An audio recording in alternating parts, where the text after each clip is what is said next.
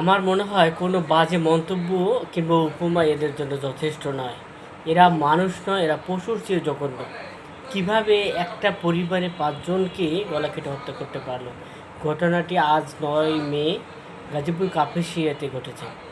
হয়তো আমাদের দেশে কিছু দল আছে এ নিয়ে রাজনীতি করবে, কিন্তু দুঃখজনক বিষয়টি হলো যে মানুষ স্বার্থের কারণে এই ধরনের ঘটনা ঘটায়।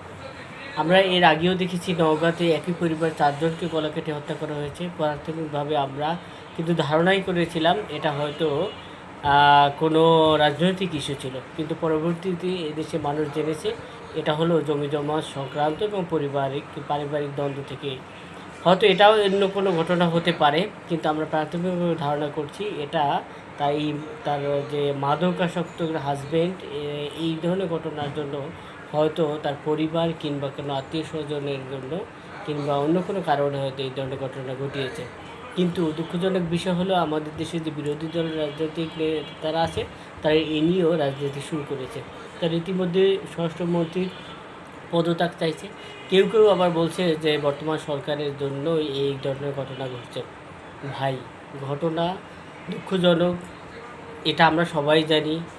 যে কোনো দুঃখজনক ঘটনাই আমরা মেনে নিতে পারি না, আমরা সাময়িকভাবে কষ্ট পাই, কিন্তু আবোল তাবোল কথা থেকে বিরত থাকবো। আমরা ভরসা রাখি প্রশাসনের কাছে, ভরসা রাখি বর্তমান সরকারের কাছে, যেন ওই অপরাধী দ্রুত অ্যারেস্ট হয় এবং তার উপযুক্ত শাস্তি সে পায়।